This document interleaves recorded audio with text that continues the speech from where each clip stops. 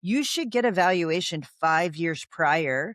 And you should always run your business as if you're selling it tomorrow, because there are opportunities that come up all the time, and there's life events that happen that change your perspective. Welcome to the Insurance Leaders Lab podcast, where we decode leadership and operations in insurance organizations and offer practical strategies for simpler actions, better results, and a more fulfilling life. If you're an insurance professional looking to succeed as a leader, you've come to the right place. Our host, Nina Shepard, has been an insurance leader for over 3 decades and is also a professional executive coach for senior leaders in transition. Our guests are remarkable individuals from various insurance industry sectors and related fields. Together, we cut through the noise to discuss what works, what doesn't, and what's ahead, helping you to build up your leadership skills and achieve better results. New episodes are released bi-weekly on Thursdays. Subscribe now to get your thinking juices flowing, one episode at a time. Bold leaders, frank dialogue, actionable strategies. Welcome to the Insurance Leaders Lab. Good morning, everyone. I'm excited to welcome an amazing guest, Carey Wallace, to the Insurance Leaders Lab podcast. Carey is the founder of Agency Focus, a consulting firm that provides valuation, perpetuation planning, acquisition support, financial and compensation analysis, and fractional CFO services to independent insurance agencies across the country.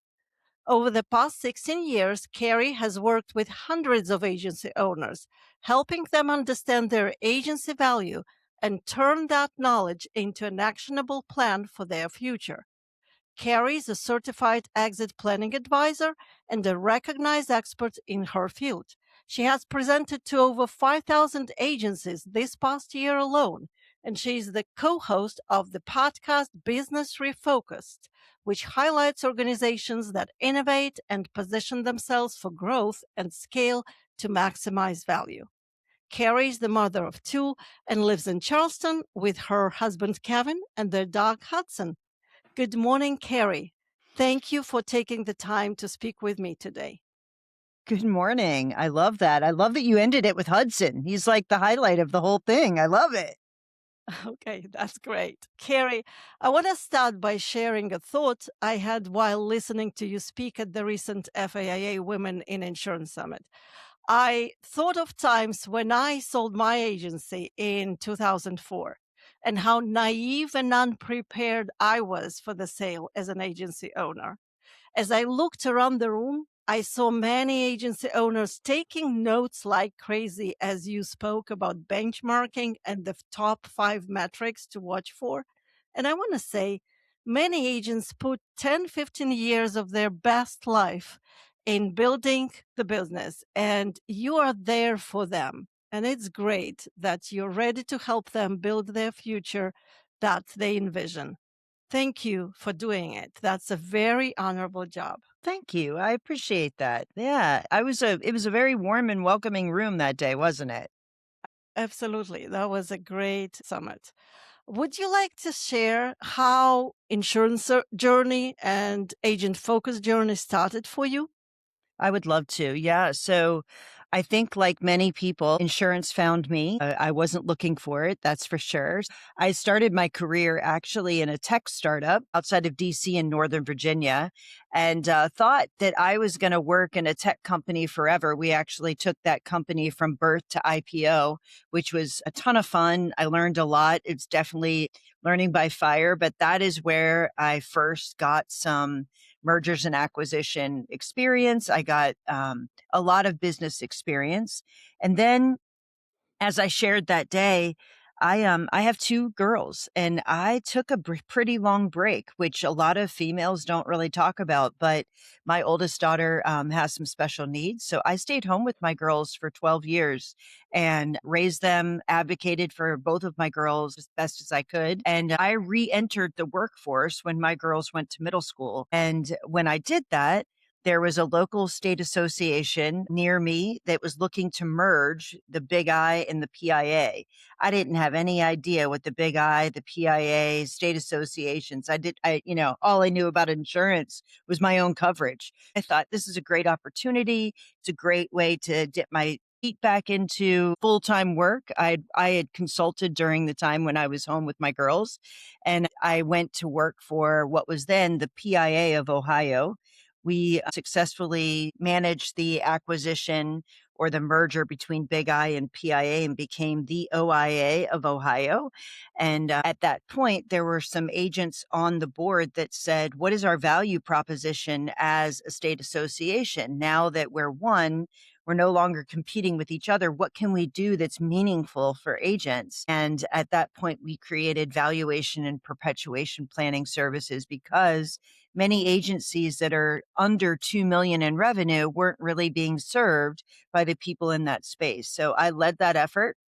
We created valuation and perpetuation planning services that was accessible and affordable for you to use as a business planning tool rather than waiting when you're ready to sell. And I did that for many years under OIA. We also created a data analytics company that I was the CEO of. That's how I learned a great deal about this industry that I ended up making my career. And about 5 years ago, I went out on my own and started my own consulting company called Agency Focus. Because honestly, being the operations person, the lead consultant, and the CEO of a data analytics company was 3 full-time jobs. And I realized the thing that I got the most joy from was consulting with agents as closely as I possibly could. So at that point, I built Agency Focus. We're now 7 employees, work with hundreds of agencies every single year, which is a ton of fun. So that's my journey. Yeah. That's an amazing story, Carey. Wow. Yeah. Yeah. I didn't realize that you started your agency focus just 5 years ago. I mean, Yeah. Yeah. you are so well recognized in the insurance industry. So that's congratulations. This Well, is thank awesome. you. Yeah. And listen, you have a business, you consult, you manage the business, you speak at the conferences. I've seen you in many places. You also have your own podcast. I mean, wow, this is not a 3 jobs. This is like five, five It is. I jobs. didn't downsize, did I? I definitely didn't downsize. Doesn't quite really look like that. Now, the question is, how do you manage all that? What's your personal winning formula? Would you like to share this one? Oh, wow. That's an ever changing answer, I will say. I think I've surrounded myself with some pretty strong people. I don't do this alone, that's for sure. For much of it, I get a great joy out of it. My team's 100% remote. So speaking at conferences and being around people is something I actually really need because most days I'm sitting in an office by myself with my team all scattered around the country, which is interesting. So I think I block my time really well and I focus and make sure that I schedule the time that I'm away at points of the, month that I'm not consulting with my clients and try to manage that as best as possible. I do my podcast with my daughter, which I absolutely love doing. My youngest daughter joined the company 2 years ago. And prior to that, we were doing a podcast together. And what a joy that is. But we block our time. We actually batch record with our client or with our guests because it makes it so much easier and manageable. But to be quite honest, she does the heavy lifting with our podcast. So again, I delegate quite well in order to make sure that I can juggle all the stuff that we're doing. I think it's Okay. like anybody, right? Well, it's not like anybody, but good leaders do delegate well because otherwise there's too much work that's never done. So Very yeah, we true. have to Very learn true. how to delegate well. I'm Yes. totally with you. Carrie, our podcast is for insurance professionals and leaders who lead teams and drive operational change. We are decoding leadership and operations in insurance organizations and share practical tips for simpler actions, better results, and a more fulfilling life, which is also a very important piece of it, right?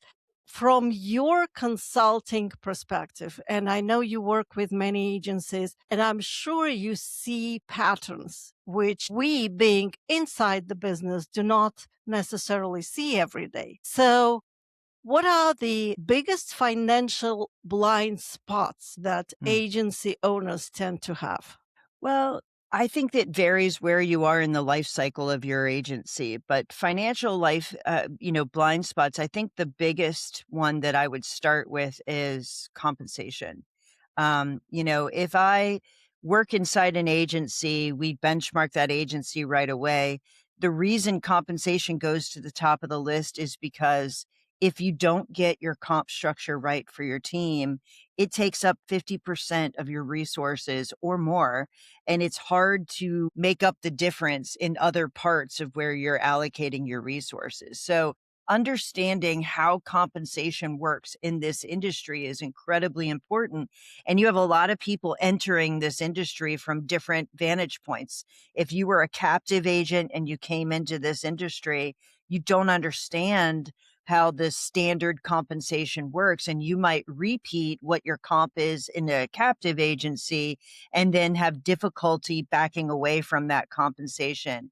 The second reason I would say that it's a blind spot is once you're ready to exit, if your comp structure isn't correct, it could actually hurt your agency's opportunity in that process. So that's probably after we value an agency or after we benchmark an agency, one of the number one areas that we spend time trying to right size or correct what the comp structure is, not just for producers, but for account managers, CSRs, et cetera. The second part or additional challenge that you have when compensation is if I say account manager, CSR, producer, inside sales, we all mean different things. So the comp Oh, structure for those absolutely. roles could really, really vary. So I would start with that one, and I'm happy to go deeper on that if you'd like. But I think getting that right, I mean, you're ahead of the game of so many other people if you're able to get your arms around that.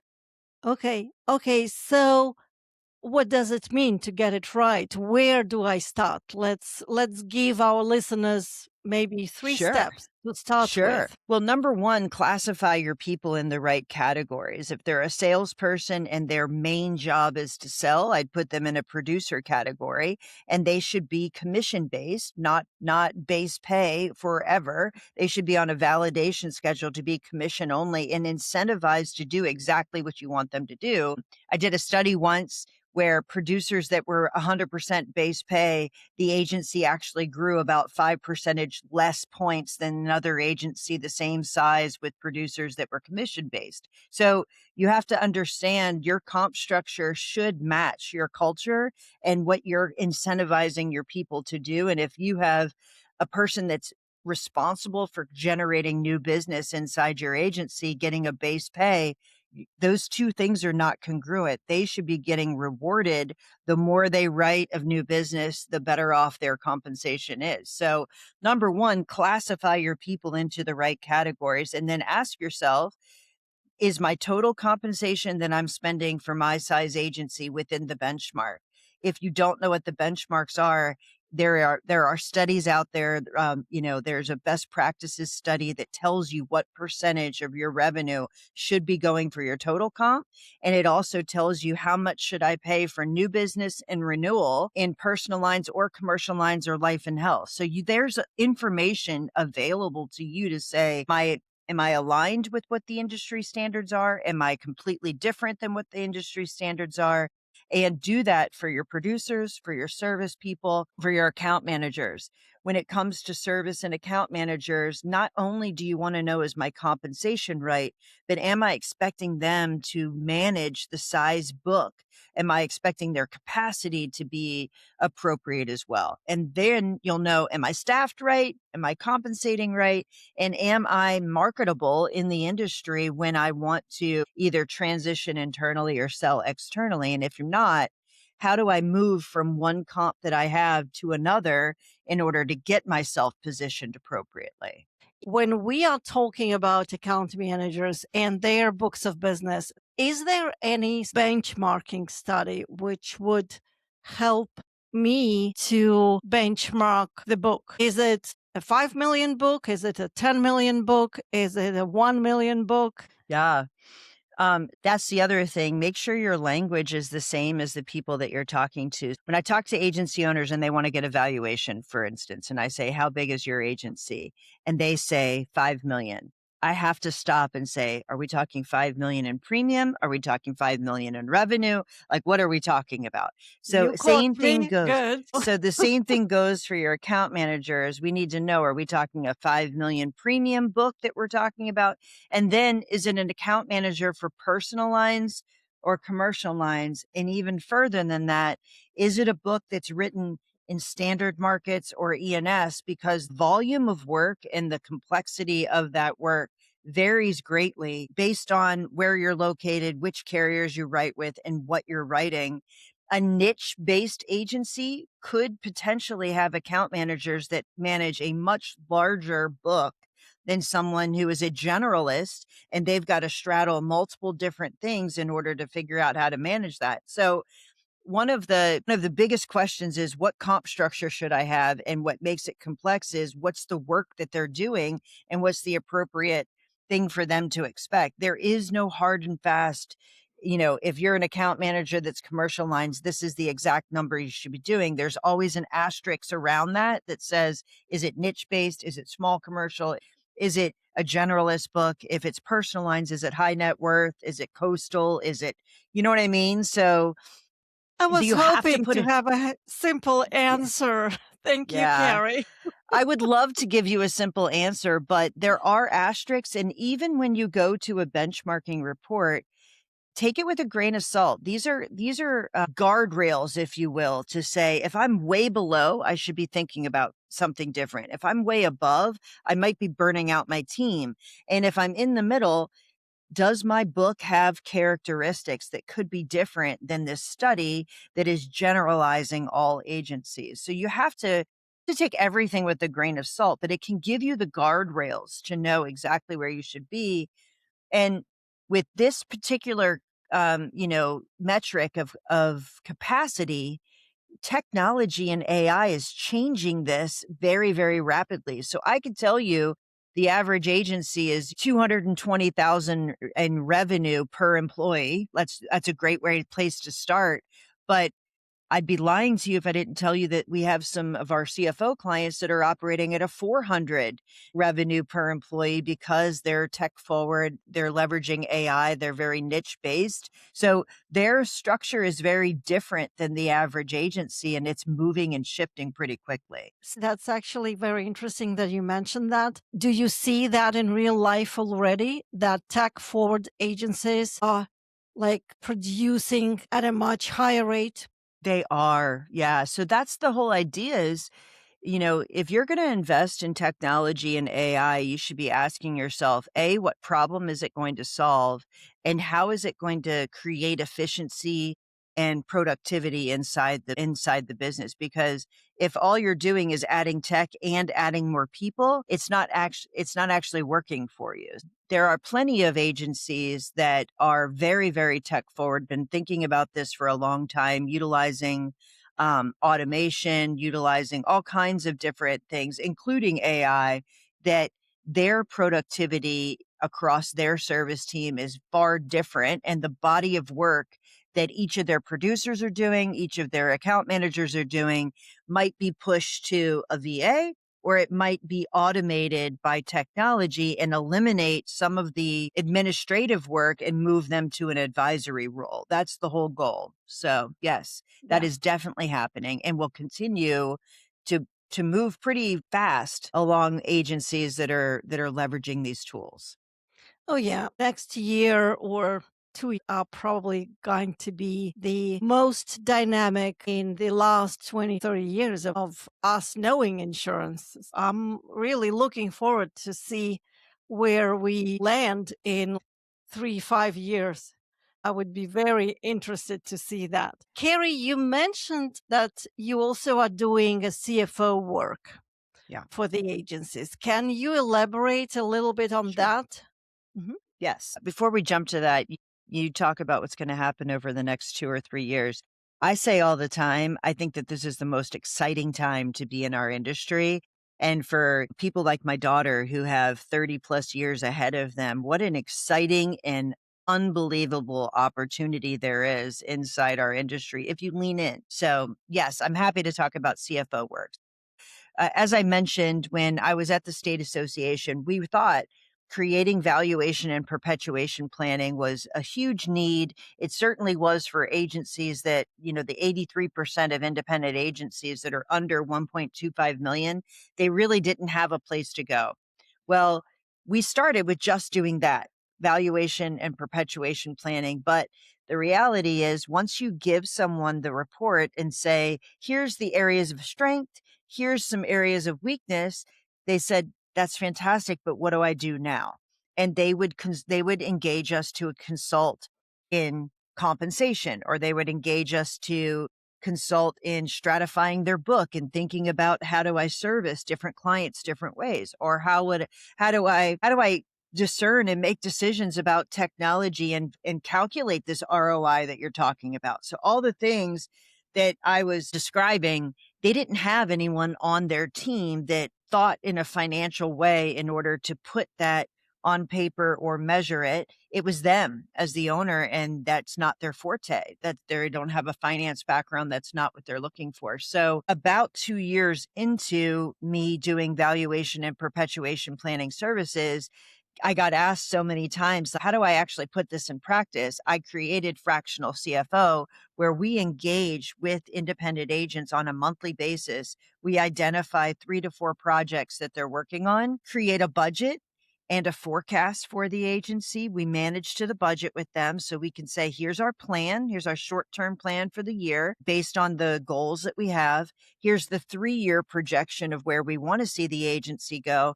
And here's the identified projects from a financial perspective that we want to tackle. And I'm an extension of their team, or someone on my team is an extension of their team to help work those projects, manage that budget to actual, pivot when something changes. And typically it looks like I'm getting ready to hire someone. Is this the right time to hire? Is this the right role to hire? If so, what compensation should I use?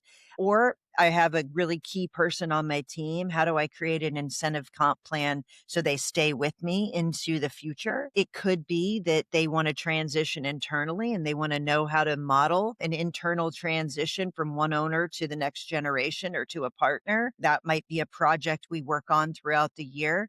Or it could be I want to acquire. And so I want to get my agency as healthy as possible.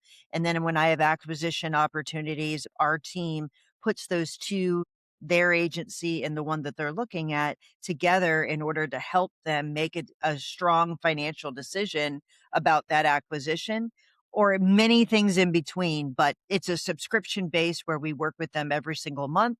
We create and develop really deep relationships with those customers. I can imagine. Yeah, Yeah. and hopefully I'm able to move the value of their agency up by working together. So yeah, that's the whole idea.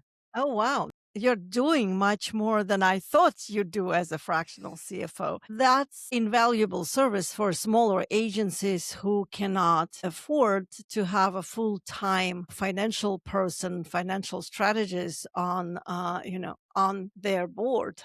That's Yeah. great. What would be your advice to the agencies? What do you see? At what time that service becomes especially valuable? Well, there's a reason why 83% of independent insurance agencies are 1.25 million in revenue or below.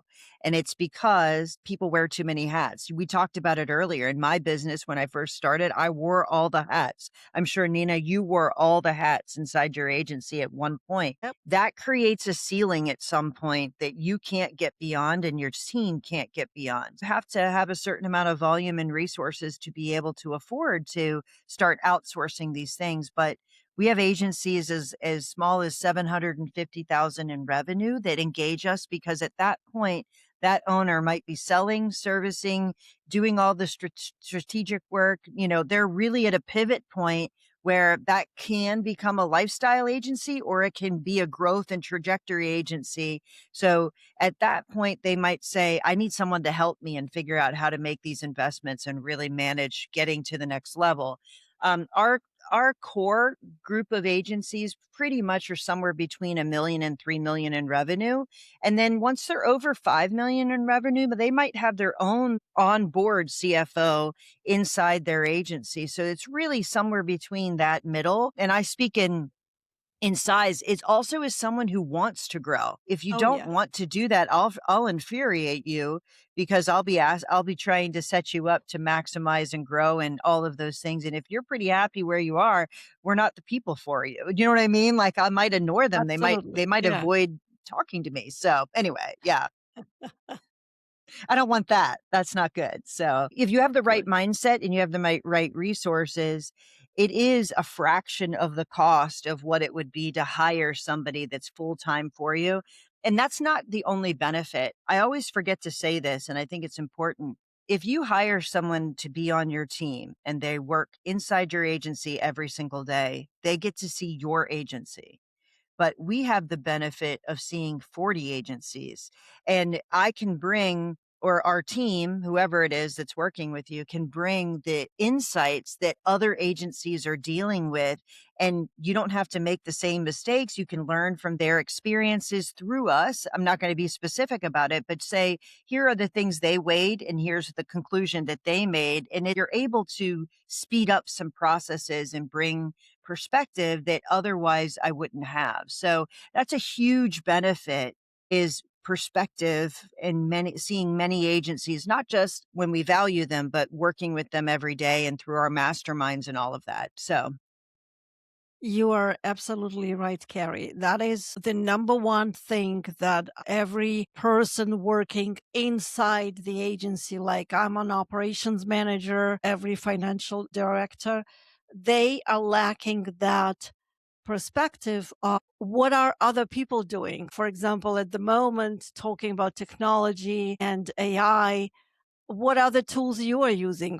Are the tools I'm using? What do you see works? What's not? This is so important. That's, by the way, one of the reasons why I personally started this podcast, ah, because I truly believe it's necessary for people to be sharing and listen to others and learn from others on topics that are close to our hearts.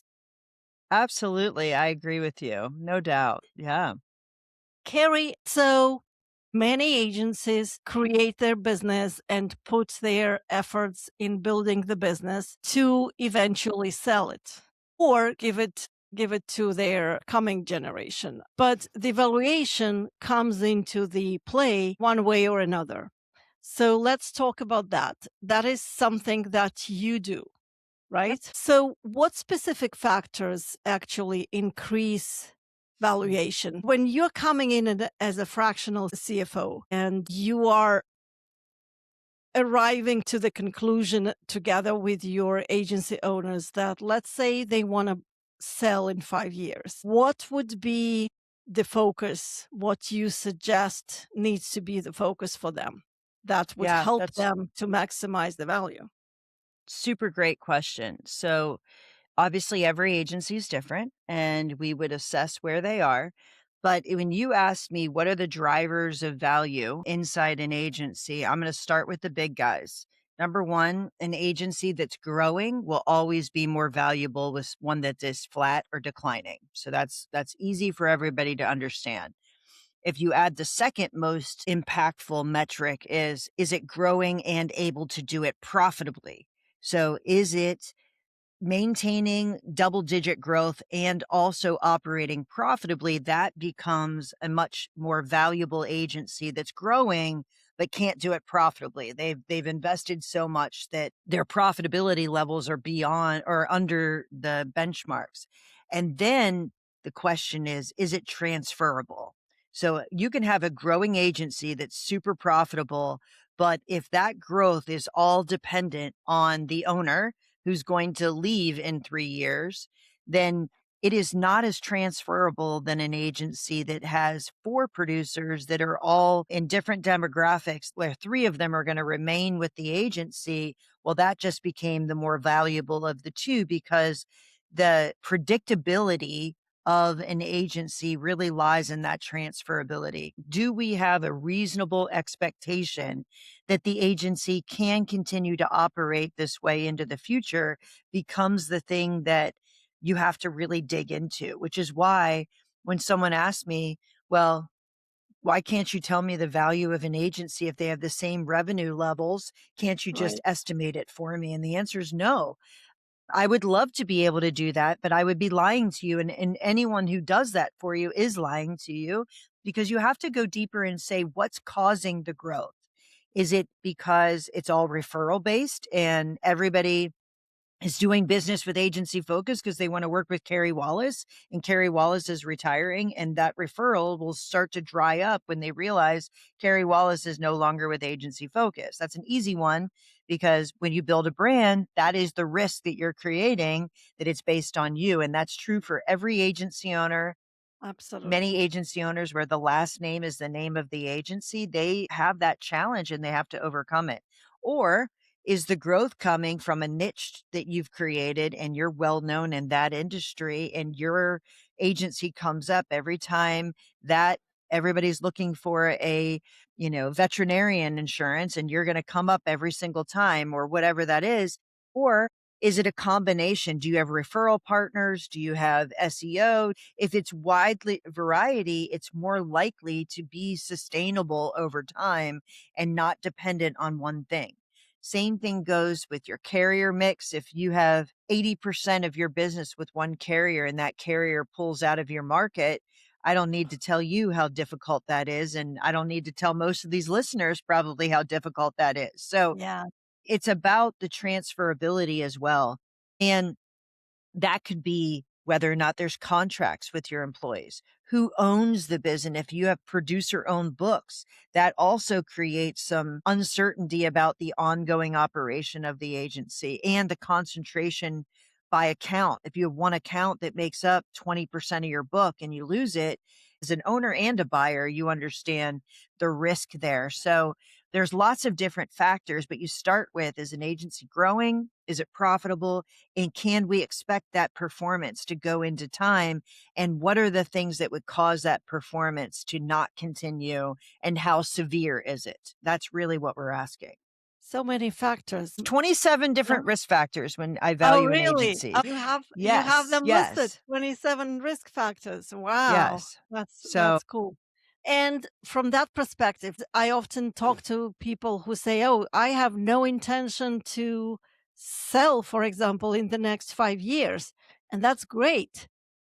But even if there is a slightest possibility that you are going to sell at some time in the future, it's a very valuable conversation to review yourself versus those 27 risk factors and make kind of a conscious choices of where am I going and what am I building, right? that's right. So That's that right. it's could be maximized in value when I decide to sell. That's cool.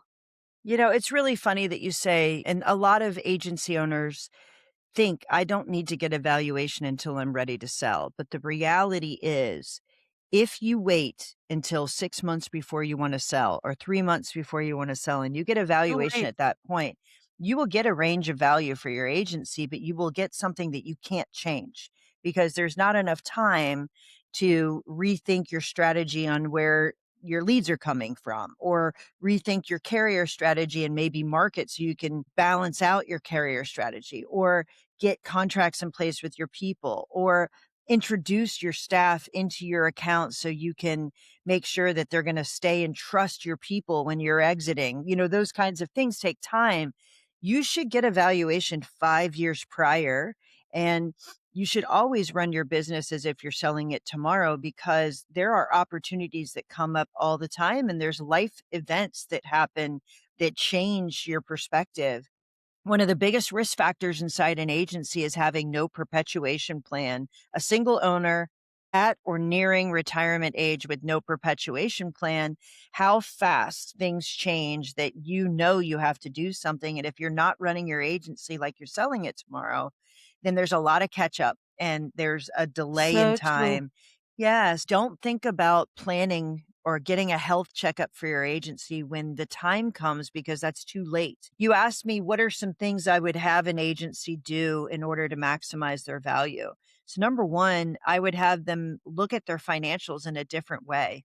The reality is, remember, I run a small business, you run a small business, we're all business owners, and there are tax strategies inside your agency to minimize the taxes that we pay that might cause us to put expenses through our business that aren't exactly related to the business. Let's just say there's some discretionary expenses that could be through there. And I'm not the IRS. This is not me, judging anyone, but getting a handle on what that volume of discretionary expenses are and being able to redeploy those in a way that could drive growth or profitability could, for the 3 years prior to you exiting, make a difference, a significant difference in an agency. So here's what I mean. If you are running cars and home insurance, your business building insurance, your you know, golf memberships, et cetera. And you take all of this money and when you add it all together, it's $65,000 a year, or maybe $165,000 a year. And you took that money 5 years prior and you hired two producers that validate by the time that you are selling your value for your agency. Number one, the transferability of it goes up exponentially.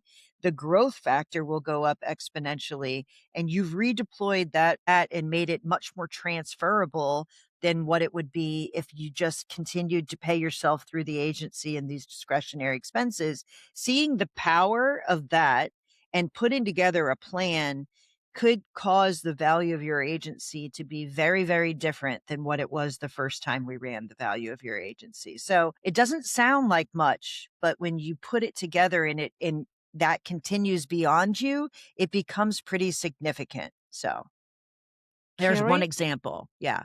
Carrie, this is a very interesting example. It sounds like you're having a very brave conversations with some of those agency owners. Sure. Yeah. I told you we get to know each other very, very well. But the reality is they're hiring me to tell them how to maximize the value of their agency and make strong financial decisions. And what's funny is it's right there. It's not like we're doing something crazy, but when you show someone, it's hard to unsee it. You know what I mean? Like you have to be able to communicate it in a way that they can see the impact and be able to take action and put the story behind the numbers, not just numbers on a page. Like I also think that's Yeah. incredibly important to do. Yeah. So Yeah. So true. yeah. Awesome. Carrie, as we are approaching the end of our conversation, what is one financial habit that you would advise every agency leader to start doing now?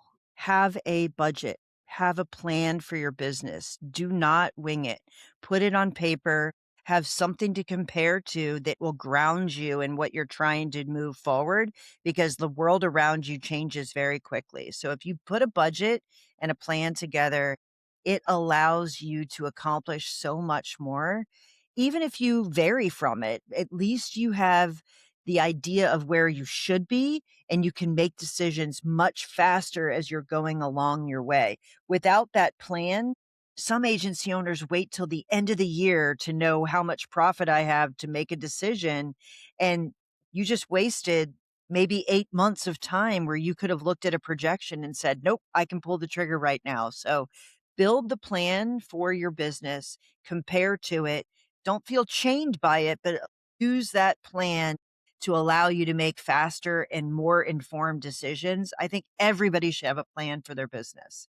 And if you don't, listen, there's so many successful people that do everything based on gut. That's fine. But your gut being validated by a plan allows you to move much quicker and much more efficiently as you plan for your business. That's a great advice, Carrie. It has been such a valuable conversation. Is there anything else you would like to share before we finish? I think the last thing I would share is, numbers can be intimidating to people that love people and not financials. And we do our best to take the mystery out of the numbers and really turn them into something that you can sink your teeth into and actually feel empowered by. So I would tell you if you ever talk to someone about getting the value of your agency or the numbers and they made you feel like you didn't know enough, then you're talking to the wrong people. These are hard conversations and you need to surround yourself with people that are going to put it in a way that you can understand and feel confident in your decisions. Don't be afraid of your numbers. If you are, or if someone's made you feel that way, then you were talking to the wrong people. So that's what I would leave you with. Okay, that's great. Carey, if our listeners would like to talk to the right Sure. people, where could they find more information about you? Yeah, so our company name is called Agency Focus. It's www.agency-focus.com. I'm on LinkedIn. My name's spelled Carey, last name's Wallace, Wallace. So you can find me on LinkedIn for sure. You can find me on our website. You can find me all over the place. So yeah, I'm not hard to find at all. Carey, what I appreciate about our conversation today is that it reminds us that financial clarity is not separate from leadership. It is part of everyday leadership. And when we understand our business more clearly, we make better decisions, we reduce unnecessary stress, we build healthier operations, and we create more choices for ourselves for the future. So, whether you are thinking about growth, stability, succession planning, or simply wanting to run a stronger agency, I hope these conversations gave you both perspective and practical next steps. Carey, thank you so much for joining me today and for sharing your insights with our listeners. Yeah, it was a pleasure. Thanks for having me, Nina. Thank you. Bye. Bye-bye.